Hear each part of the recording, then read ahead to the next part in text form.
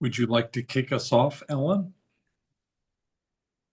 Good morning, good afternoon, good evening, wherever you are around the world. I would like to welcome everybody to join our Globinar for Real Estate Roundtable. And today we have a great speaker, Jeff Pappas from Newmark. So Jeff, please provide us a bit of intro about yourself, background intro, and also share with us some great information on what's happening in the commercial real estate. Thank you. Yes. So very nice to meet everybody. And I don't know if I'm going to probably present anything um, from a document standpoint, unless you need me to. I have no problem of sharing my screen on some of the things that I'm working on. But so I'm not sure who's familiar with Newmark or not, but Newmark, we are the third largest real estate company globally. So we have about 6,000 employees. We probably have 200 different lines of business. And from what I mean by that is, we'll have, of course, landlord, tenant work, office, industrial, retail. We have one of the largest retail development. We represent everybody from Warby Parker to Apple to a lot of different Lululemon and things like that on their locations worldwide. I focus on office myself, but we have a really large industrial team, both on the landlord side and tenant side. We have senior housing, multifamily, title company. So we put our hands in quite a bit of the kind of the real estate world and everything that pertains to, right? We do site consultancy, location strategy, labor, wage analysis, and things like that. So it's kind of company wise itself is pretty diverse, right? And so when you start looking at what we can accomplish and what we can do and can't do. And when Doug was like, "Hey Jeff, would you like to come in and kind of talk a little bit about it?" And I thought it was fascinating because I utilize the Global Chamber quite a bit, and how I utilize it is really two different ways. Me as a commercial real estate broker, I have my hat in kind of two different rings. I represent the tenant and tenant only on looking for new locations worldwide, whether it be, and I work probably about 80% white collar. So back office, contact center, healthcare companies, insurance, tech support, software development, any kind of that has a heavy labor, right? Intensive labor project to it, which in turn typically is in office. So it's typically having to do with a real estate site location somewhere in the world. I do about 30% of my work in the United States. The rest is outside the United States. What I mean by that is Canada, I consider outside the United States, and of course Mexico, and then everywhere else across the globe. And I work a lot in the BPO, third-party outsourcer, contact center realm, right? So my clients really come to me for three reasons. They say, "Jeff, we need to expand. We need to find a new location to house X number of employees," and it could be skill-based. We need these type of individuals, software developers, tech support agents, app developers, anything like that, nurses, right? Anything that has to do with kind of a back office function. And then, or it could be, we have a wage restriction. So we have to be in a cost-effective market, whether that be in Europe somewhere, Asia, Africa, or Latin America, which is much more cost-effective than the United States. Or it could be language-based. They need to be able to support in the facility, hire people that speak English, German, French, Italian, Portuguese. So where do we go to find those type of employees? Or it could be Asian languages, Vietnamese, Japanese, Korean. Where can we go to support those? Right. And then they may want to buy somebody. So it's good to know people in certain parts of the world that maybe can look to be acquired, or they want to partner with somebody. They need a outsourcer, or they need a partner so they hire for them, or we need an HR person or a legal person, or maybe it's supply chain person. So that's why the Global Chamber is so strong for me, is that if it's non-real estate related, like I got to find someone that they can partner with in Ghana. I'll go to the Global Chamber Ghana and say, "Guys, here's the kind of companies I'm looking for. Can you help me?" Or if it's a real estate related, though Newmark third largest real estate company in the world. We don't have offices across the globe, right? We have a lot. We have 200 and something offices across the world, but there's some markets that we don't have an office in. I'll reach out to the local global chamber person and say, hey, I need a real estate broker that specializes in industrial or specializes in office or specializes in retail, right? And so the global chamber there will say, hey, here's a person that has represented a lot of companies that have opened in this market, a lot of international companies. Jeff, maybe you should meet with them. So that's kind of my role in a nutshell.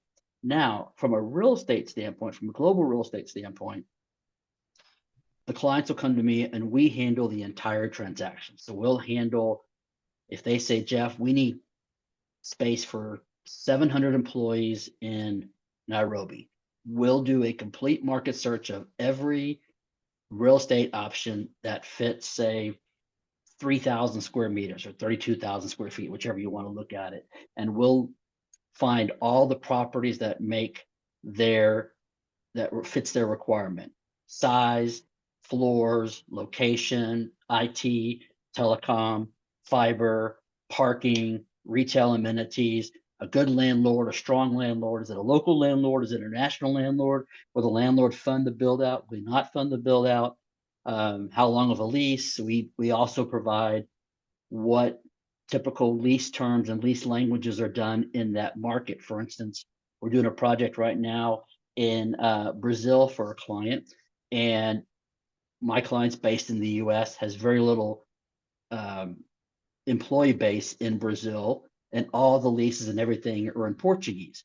So we have to find my local guy in Sao Paulo, who's a Newmark office, can assist in translating all the paperwork, translating all the Brazilian real into US. And so my goal is to make sure that, we have a strong, sophisticated kind of a transition from a US company leasing space in Brazil, leasing space in Kenya, leasing space in Vietnam, wherever they're leasing space, and it fits the corporate criteria, lease language, legal, rents, size,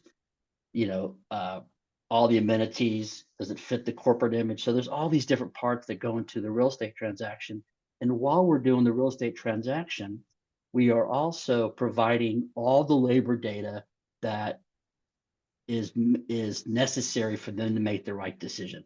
For instance, if they're looking for, 500 people, 150 speak English, 50 speak German, 50 speak French, 50 speak Italian, 25 speak Portuguese. All right, we're going to be looking in Eastern Central Europe. Okay, now we're down to 8, 9 countries. Now let's analyze the cities in those countries based on population, demographics, age structure, median age, languages that are spoken, what percentage of languages are spoken in what market, what's the wage capacity for someone that speaks, local language, English, and a third language, or they speak, not local English and German, or local English and French, local English, German, French. What do they pay? So we have to make sure that my client understands, what it costs to hire an employee, but also we include what all the legal laws, right? Severance, paternity leave, maternity leave, vacation pay, breaks and mandated hours, and what's the working hours here against the working hours of this country, what's the legal ramifications, what's your base wage and your benefits. Are your benefits higher in this market than that market? That's government mandated. Social Security, pension, training funds, housing funds, whichever, that's included in the project scope, as well as who their competitors are and what their competitors are doing. And then lastly, we also look at the mitigating risk, safety risk, political risk, cost of living, cost of, a safety score for that market. And so, I know I'm showing this all, I'm talking a lot without showing you documents, but you give me 30 minutes of your time, I can show you how we analyze it. So basically the bottom line is, when our clients come to us for a real estate transaction in another country, and even in the United States, it's more than just what's the rent per square foot, what's the lease term, what's my termination option, what's my operating expenses. It's more than that. It's, can I hire successfully? Can I retain keep, acquire the quality labor that I'm looking for? Does the labor, are there, is there retail accessible? Is there a coffee shop on site? Is there a cafeteria on site? Is there transportation? What's the transportation cost? Is it a bus service? Is it a train? Is it a tollway? Is it a regular road? Is it a single road? Is it a non-single? Is it parking? Do both people drive? If they do drive, is there parking availability?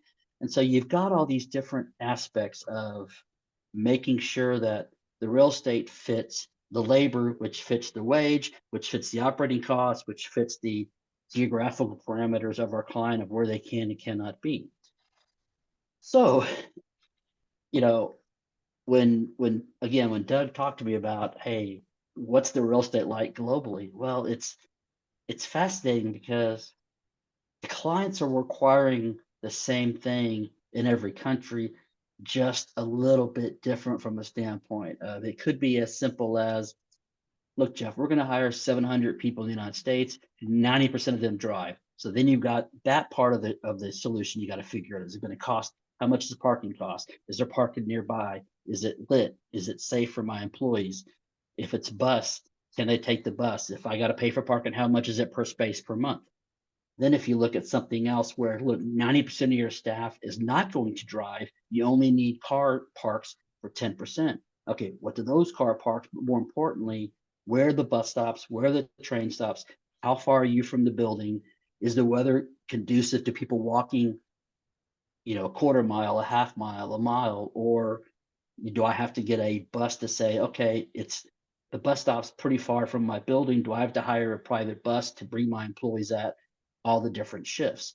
So that incorporates in the operating cost. And of course, one of the biggest things we're having, especially in Texas, is property taxes. Property taxes are extremely high. So my clients are like, well, can I go to a market that has less property taxes or more property taxes? Is electricity, what's the electricity cost? Because then they start looking at, like for Dallas, I can do a project in Dallas within the same submarket, within 5 blocks from each other, 5 buildings that are identical. They're identical in base rent. They're identical in operating cost. They're identical in size. They're identical in age.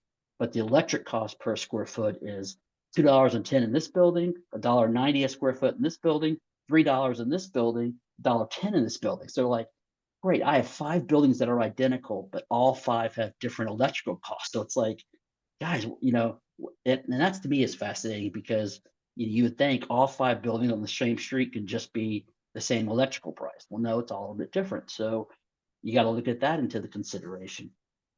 So I will try and breathe and I'll allow you to ask questions, of course. But again, the real estate transaction is dictated by the needs of the client, where they need to be. Is the market developed enough that if your client, if it's an office client and they need to be up in that market in 6 months, is there enough building supply that works? Is there enough building supply that fits the criteria? Are we down to 1 building? Do we have 6 options? That's just for the office side. Then you got the industrial side where you got an industrial client that wants to build a manufacturing or distribution plant or a paper mill. Is the land available? If the land's not available, when can it be available? Is there buildings available? Well, the building's not available. When can it be? Oh, it's under construction. When's that going to take? Okay, great. Now that the building's up, where's the amenities near? Are the utilities nearby? Are the amenities nearby? Is there parking? Is there retail? Is there apartments? Is there housing? Right? And they all end up tying together from that standpoint. So the real estate transaction used to be just find space, just negotiate the lease, sign the lease. Now they know what the rent payment is, and then you go, right? It's different now, right? The clients are expecting more from the real estate broker. They're expecting the broker not just to give them a good negotiation on the lease space. They're expected to kind of provide them a reasoning why this building works, why it doesn't. So that way the CFO is happy because he understands the cost of it. The COO is happy because he understands the operating of that building and why they're operating there. The HR person's happy because they know they can hire there. The director of real estate's there is happy there because he knows that it's a building that's going to be pretty secure and not have too much, maintenance for the next couple of years. And then you've got the employees, which again should be the number one. but sometimes never are the number one, even though they should be, is this a building and a location where my employees can be the happiest, can be satisfied, can be successful, productive, and want to stay here. So I'll kind of stop there and A, see if there are any questions, and B, maybe I can show you some of the I can get into the weeds on showing you Excel spreadsheets, BI dashboards, Tableau overview, but let me stop there and see, A, if there's any questions come up or any, thoughts on A, what you guys thought of before this meeting started of what you wanted to talk about, and B, did anything I say come up that maybe you have some additional questions on or comments or just shoot the bull.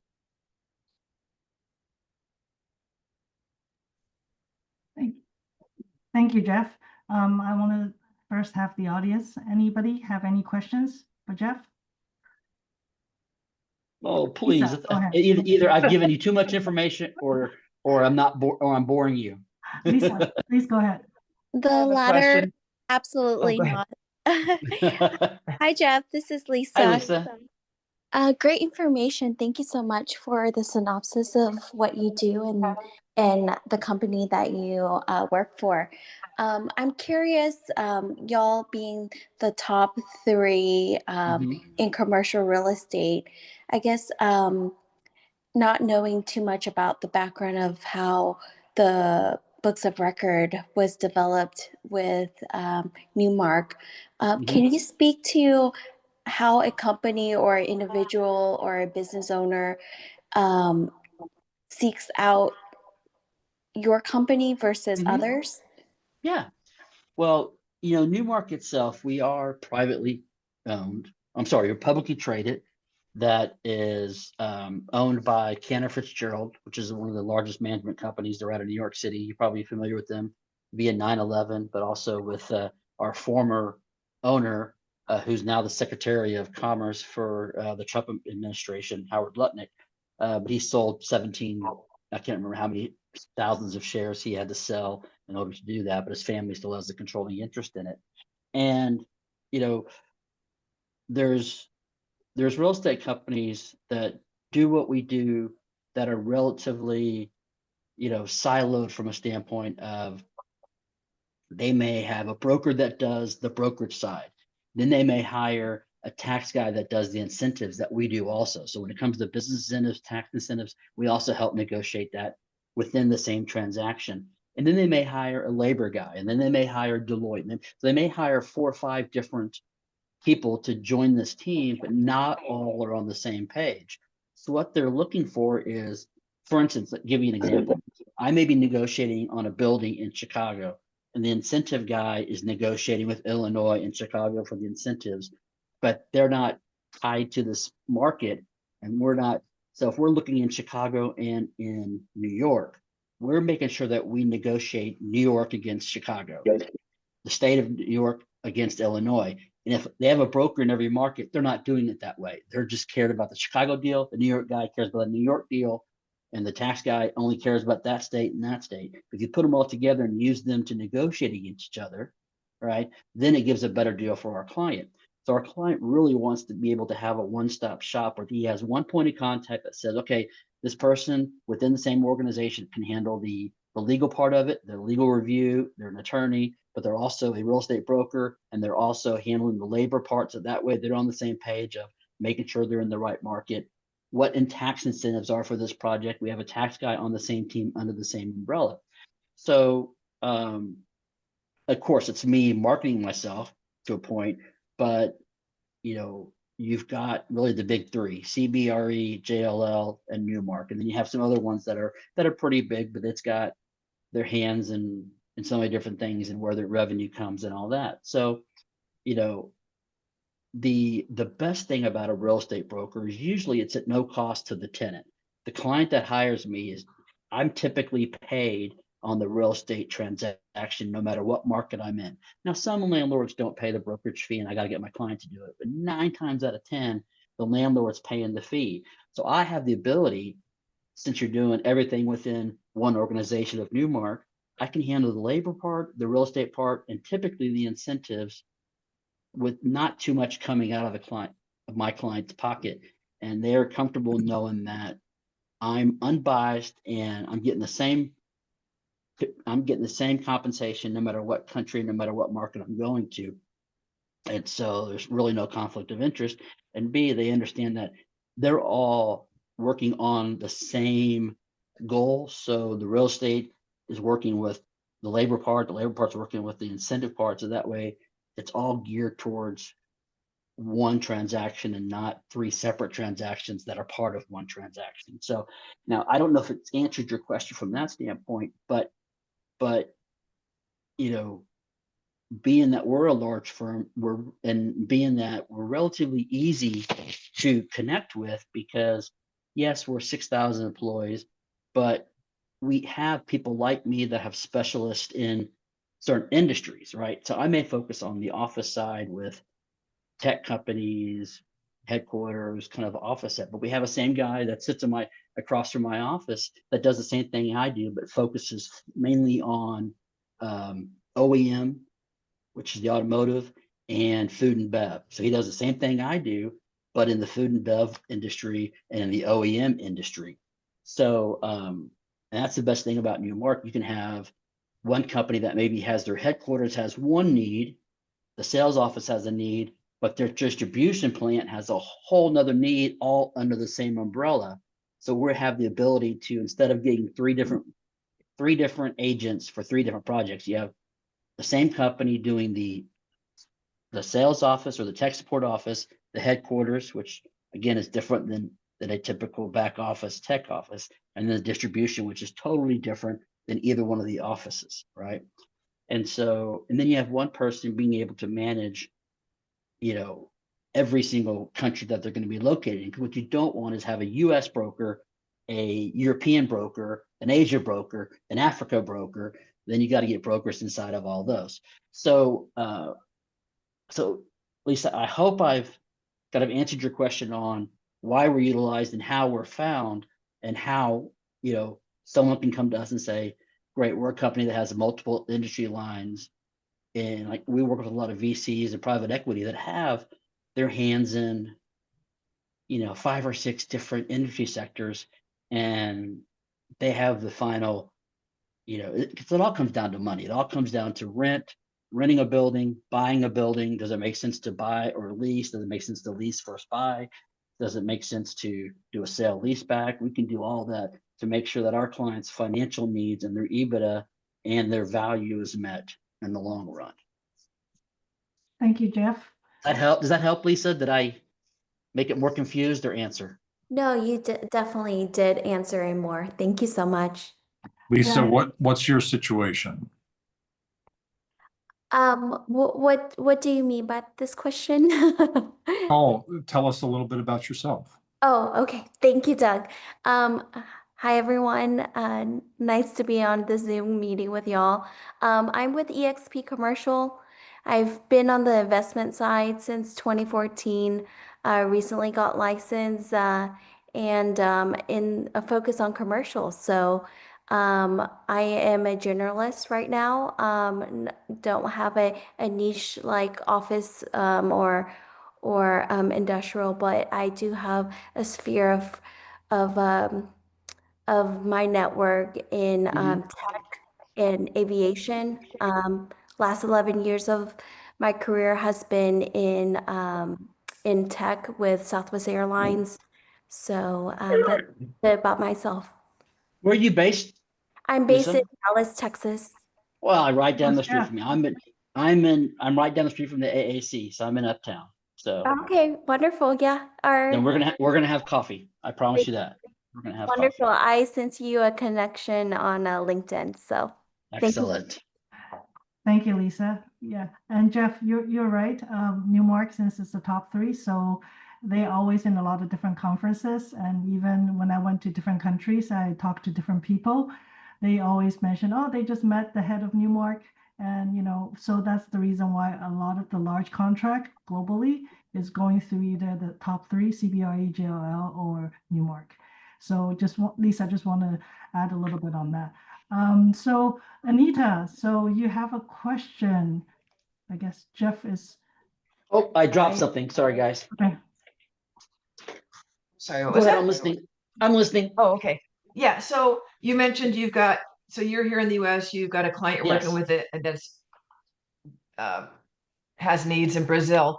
So Mhm. for you personally, do you tend to do more European or South American, or what are the areas that you find that you end up working in? Or are you completely location agnostic?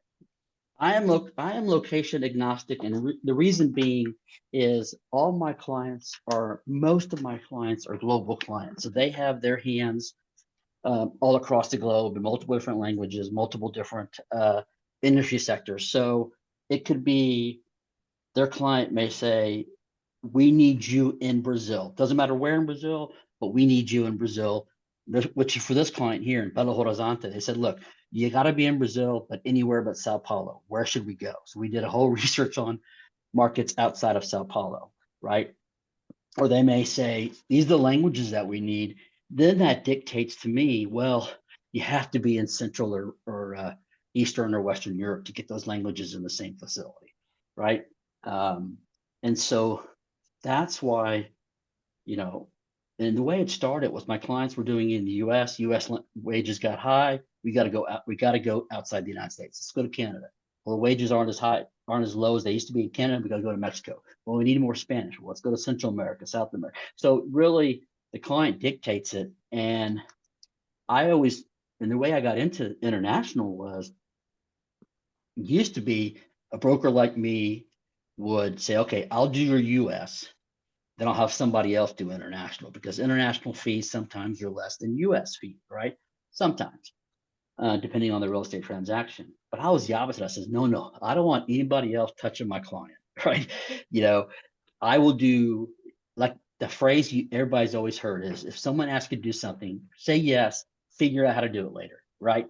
And so I was the same way. I said, "Oh, you need something in Poland? Yeah, I'll do it. Yeah, figure it out. You need something in Nairobi? Yeah, I'll do it. I'll figure it. Yeah, I got it. No problem." That's how you do it. And so my goal and this is a lot what the Global Chamber does, is sometimes I'm just a connector. Sometimes I'm like, "You know what, guys? I know what you need. I'm not the right person, but my guy in Accra, Ghana, he's the best. He can do it. He'll lead it. I'll be part of it." Right. Um, because someone said this, and I can remember the person. He was um, John Williams, who wrote so many wonderful scores for so many wonderful movies, said, "Nobody can do anything alone. Everybody needs somebody," right? And anybody that says they can do something on their own is lying to you, right? So you got to have good partners, and you got to have partners you trust. So, and my goal is to make sure that as much as I want to be, and all of us, as much as we want to be an expert in your field, you can't be an expert in everything, but you can surround yourself with experts. So that way you feed off of them, they feed off of you. So that way, because the bottom line is, if your client's not happy, you're not getting another client, and it's so important that you service the current clients you have instead of always going after new clients, right? And that's how I looked at it. And that's kind of the reasons why I got into international. And you're right, the client sometimes drive it. The client says, "Here's what I need," right? And then I tell them, "Well, if you need this, here's where you got to be," right? If you want this many languages at this price point, you got to be here. If you want this many languages at this price point, or you need this type of individual, you got to be here, right? And so um, it's extremely important that um, that you're able to listen to your client and say, "Yes, I can do it. If I can't, here's who can," and you stay involved. Does that make sense? No, absolutely, absolutely. And Yeah. I'll reach out to you. We should have a conversation. Oh, yes. The best thing about me meeting in global chambers is everybody that meets with me here gets a free 30-minute Zoom call with me whenever you want it. So it's free. I'm not going to charge you. Now, I won't charge 31 you minutes, either. 31 minutes, then I'll charge you. No, but yeah, I'm more than happy to, because look, there are sometimes my clients don't need me, but they need something. And my goal is to always make sure that, you know what, I can't do this, or I don't need to do this. This person can do it. Let me put you in front of this person in this country or this city that makes the most sense. And someone may use me at the same way. I say, look, I want to partner with it. And if any of you guys need anything, I'm always here for you, because like I always say, it's better to have 1/5 of a watermelon than half of a grape. Okay. I think partnering on deals is so important, because everything works better when you have a team doing something, right? So that's me. Thank you. Yeah. Thanks, Anita, for your questions. Yeah. Ruby. Hi, thank you for the floor. I'm Ruby Golo, originally from Ghana, but I'm joining from Yes. Michigan. Hi, Jeff. It's good to connect. Hey, good to see you again. Yes, we had a chat sometime back in March, Yep. because you had a client interested in Ghana for a call center. And we selected Nairobi, and we're in process. It was just the building made sense, the market made sense. Nairobi was a bit more ready than Accra was. Right. So Okay. that's why. Because I didn't hear back from you, I just wanted to know what happened, whether the client had moved to another country, and so it's good to know that. Yep. They are in Africa, going to be in Africa. It's just Mhm. we're focused right now on Nairobi for about 300 jobs in year one, probably 700 jobs after year two. So, But the industry in Ghana is also booming, so just keep that oh in yeah, mind. oh yeah, it is for sure. All Would right, be a thank great you. way to promote it. Yeah. So, if not Jeff, if other people are interested in Ghana, please reach out to Ruby on that. And Thank Jeff, you. I think there are no further questions. Would you like to share some of the tools you mentioned earlier? I think it would be nice for some of the people to see them. Yeah. So, you know what? Let me pull this up here. I'm working off my personal laptop today because I spilled a drink on my work laptop last night and it crashed. So So that means you can get a new laptop, right? that's what I'm working on. Yes. So my IT guy is doing that right now. So all Wonderful. right, let me pull this up here real quick. Right. Thank you. So forgive me. You can always talk amongst yourself to I'm working off one single screen, which is very, very odd for me. I usually Okay. have 3 screens. Well, Am I able to share? Let me see here. Should be. should be able to share. Yes. Okay. Yeah. Let me know if Oh, Luis, if you want to raise your hand, you have to go down to React and then there, click on the arrow and you can see it. Do you have a question, Luis? Yes, actually, but I was the other day, I was trying to find how to raise my hand, and I see audio participants chat, react. Also in reaction. Now I see. Well, it's okay. Next time, is that your just question? just let me know and I'm happy to put you. No, that's not my question. I think I have an important question for you. Yeah. I think most of your clients are corporate clients from Newmark, or are your clients? Oh no, they're my clients. So they're nothing. So these are private companies, publicly traded companies, individual companies, startups, private companies, public companies that are looking for my real estate expertise. Right. So we Yeah, have no ownership in Newmark, no ownership, and I have no ownership. When my clients say we need to find this office space in Cheyenne, Wyoming, then I'm going to show them everything that works for them, whoever owns it, right? Then get into the down and dirty of saying, well, look, this ownership is about to go bankrupt. They're privately held. They only have one building, so their maintenance is not going to be as good. This building owner has 100 properties in the market. So if you need to grow or downsize, he can do it to you in one of his other buildings. So you got to know that. But I don't, I have no vested interest or ownership, and Newmark doesn't have any vested interest or any ownership in any of our clients or any of our properties. We're No, strictly I the third understand, party. but there are companies, let's say in corporate America, Mhm. that maybe they have a contract already with Colliers or with Newmark or with CB Richard. So you are like the real estate hand for them. So basically what I am asking is, Yeah. your customers come from accounts of Newmark, or you find your customer, You know what happens a lot? Great question. You know what happens a lot? I heard this phrase a long time ago and I swear by it. It's best to be the firstborn, second spouse, and third agent, right? So, because a lot of times, I'll get a client from another real estate company that didn't satisfy and didn't service them the way they needed to be serviced. A lot of brokers are strictly after the fee. I call it fee and me. It's like they care about a transaction. That one transaction, they get their fee and they're on to the next one. Where my goal is to make sure that portfolio works, to make sure that that facility we do fits the corporate as a whole, not just my back pocket or not just the transaction. And it's hard for some brokers to understand that because most of the brokers work on commission, 100% commission. I can't remember the last time I ever had a salary. So the transactions where we get compensated, or if we charge our clients a consulting fee, and we can do that as well. So we do both sides. We do consulting and just charge a consulting fee, or we can actually get off the real estate transaction. So do we get some?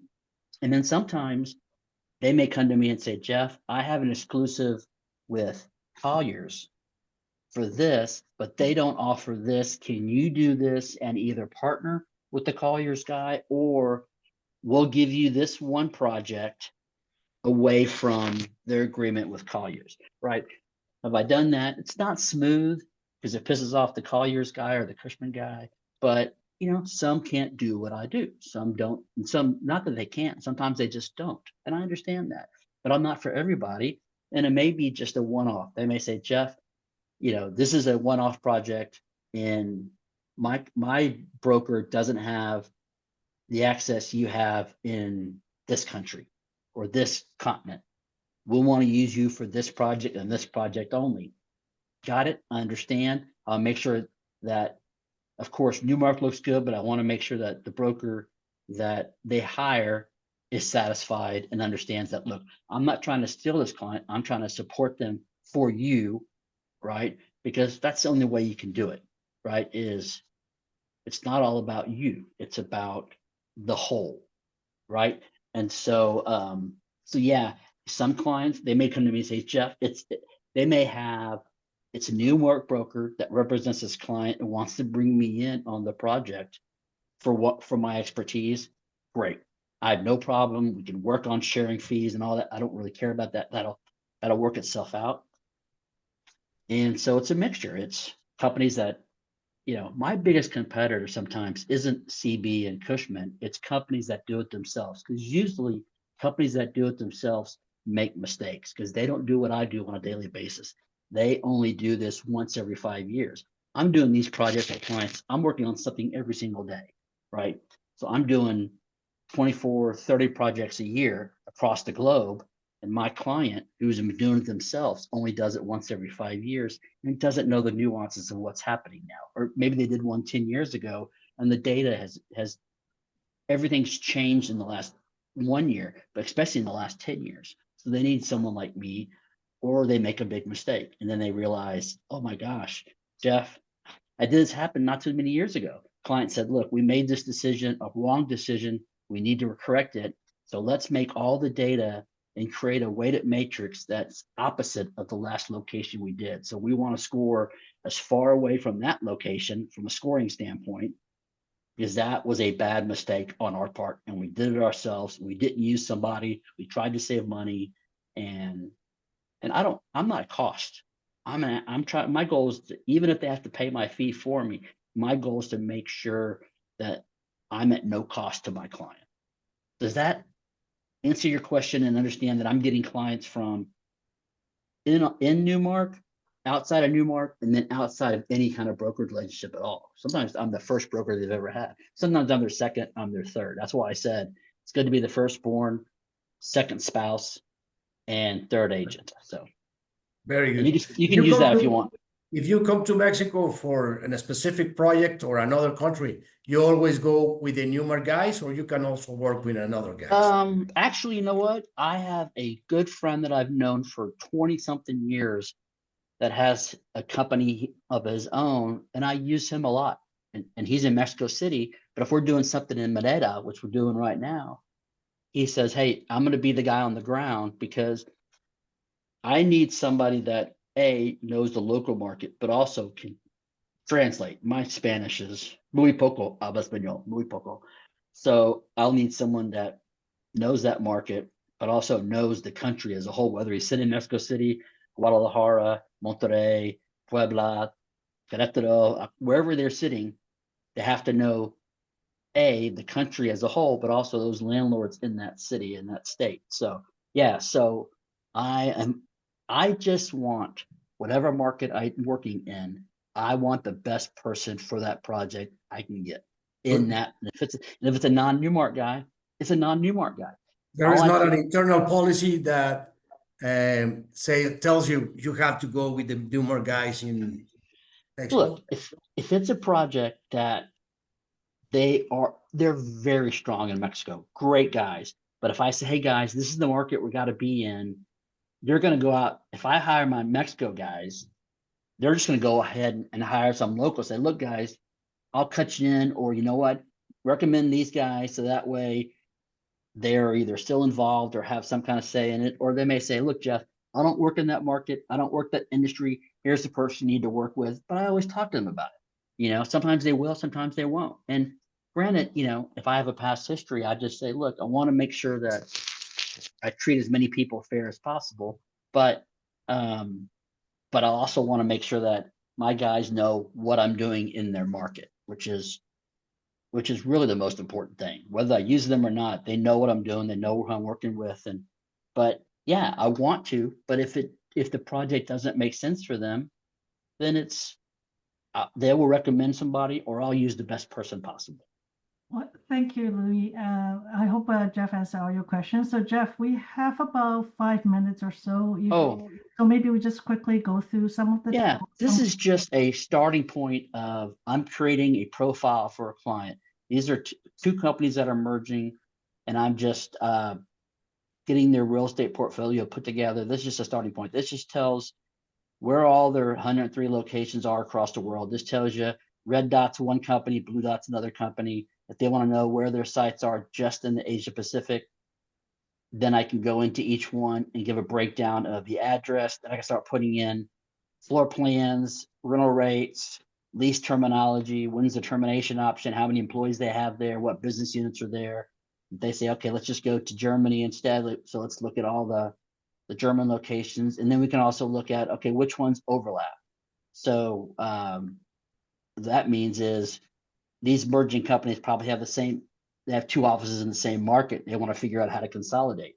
So what this allows me to do is quickly say, okay, and in this Dropbox, I can put whatever I want. I can put in any type of lease language, floor plan, pictures of the building, that way the director of real estate can easily see, I can put in what the typical, I can put in labor, wage, and real estate. So they can look at it and say, well, gosh, we may go to a market that may have more expensive real estate, but less cost in wages.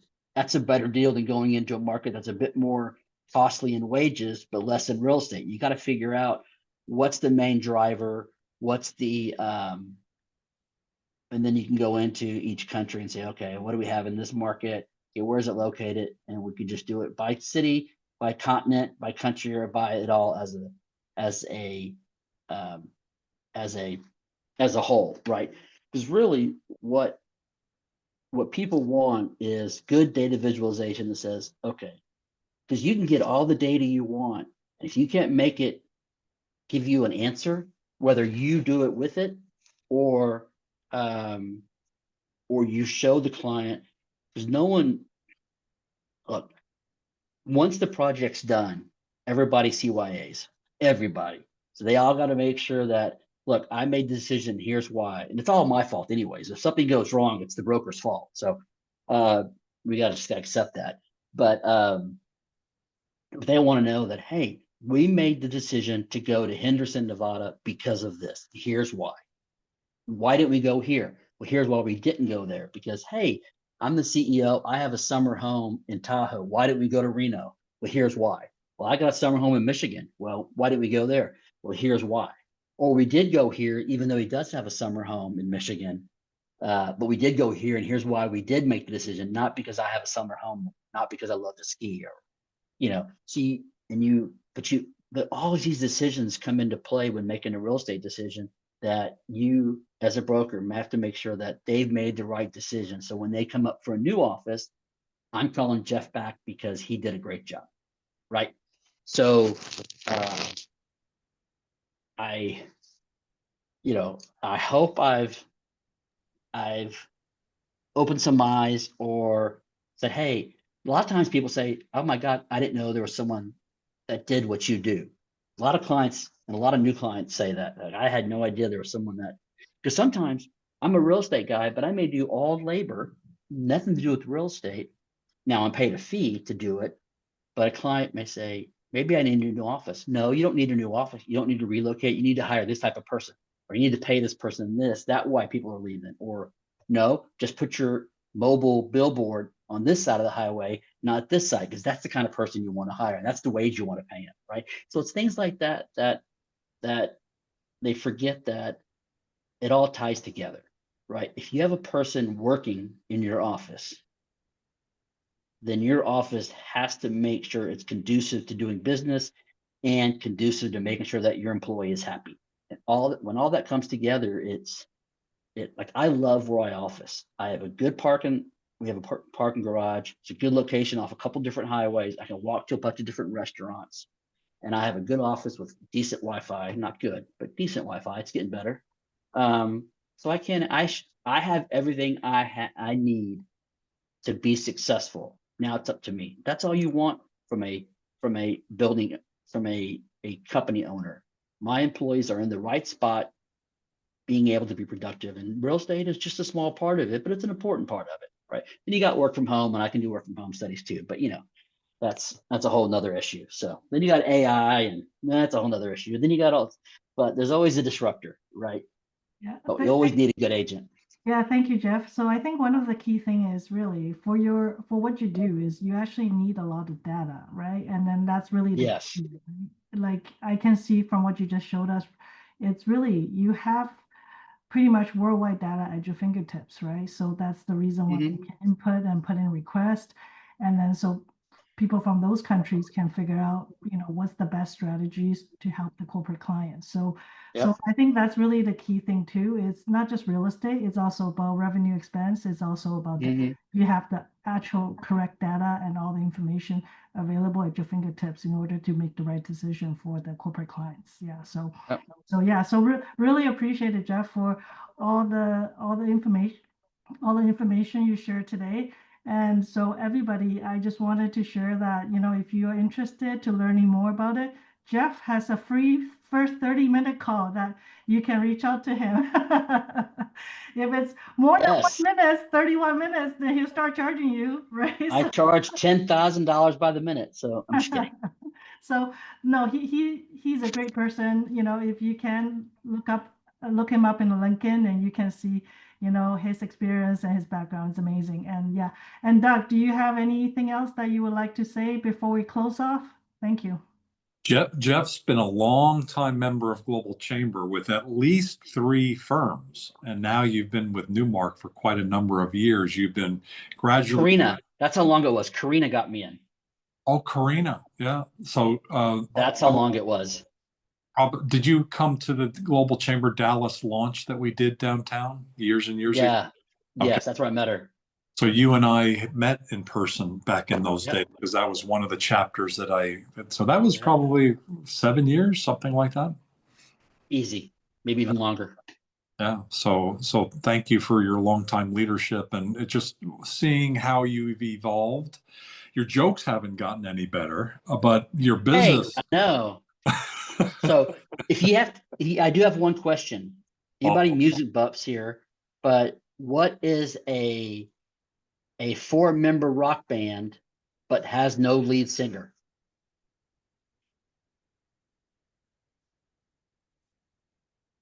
A Or 4-member rock band but has no lead singer. lead singer. I guess we're going to have to ask who. It doesn't sound like anybody knows.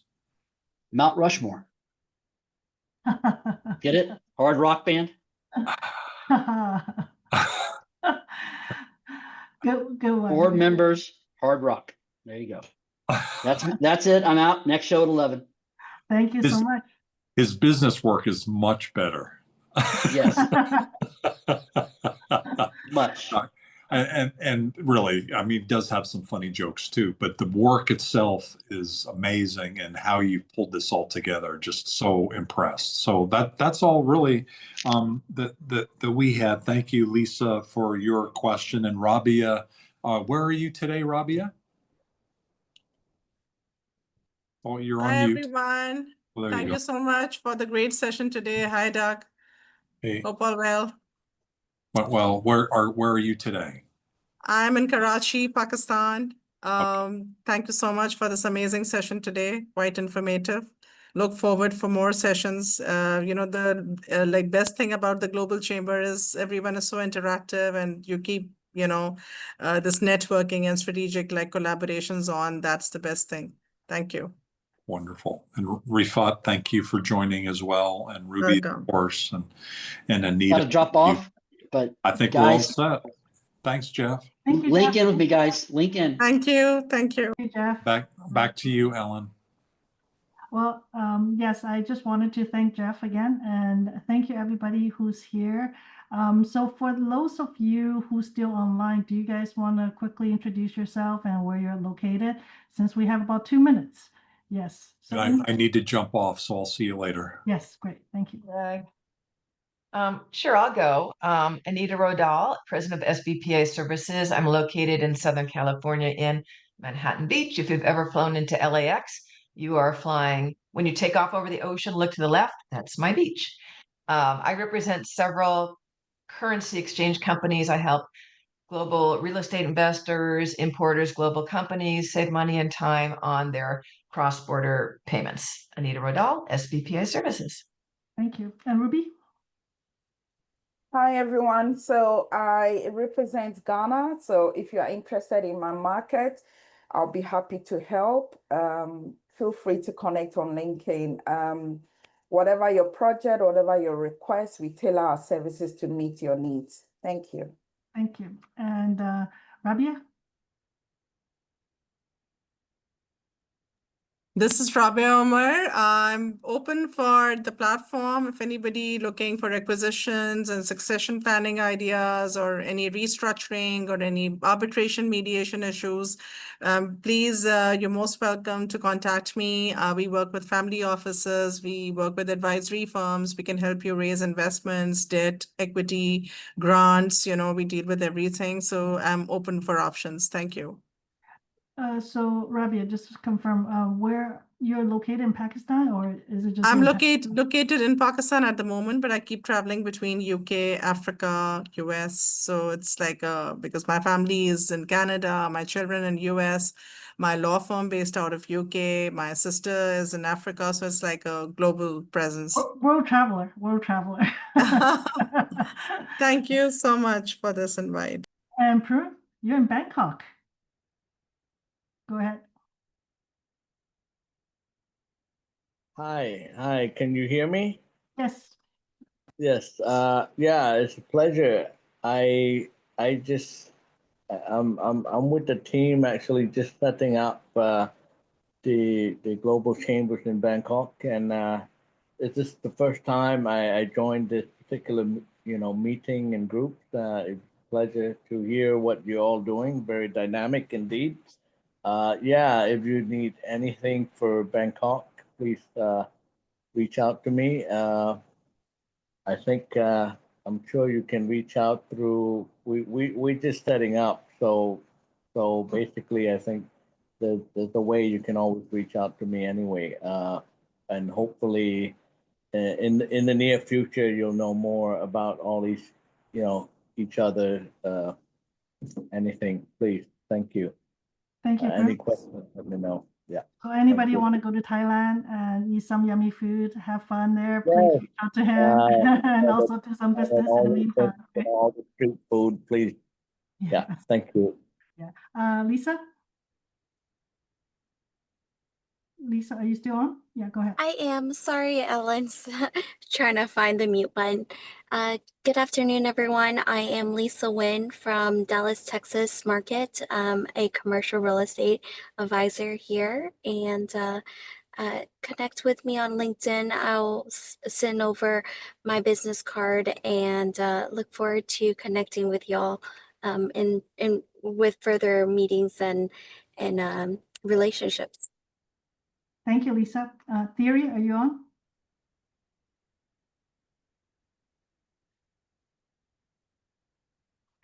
So I just will, Theory, if you're not on, then I'll just quickly say, he put in the chat group that he is the Utah Global Advisor and founding member with International French Speaking Network. So in Park City, Utah, which is going to be the future Winter Olympic Games.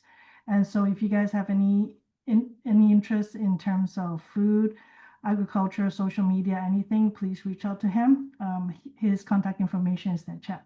Yeah, and other than that, I think I've got everyone here. So I'm based in Vancouver, Canada. So if any of you are interested in learning more about the Canadian market, even the global market, feel free to reach out to me. So once again, I just want to thank everybody for joining the call, and I look forward to see you all in next week at 10 a.m. PST, Pacific Standard Time, to join our global calls again. Thank you so much, everybody. Have a wonderful day. Thank you. For those of you in the US, happy Independence Day. Bye.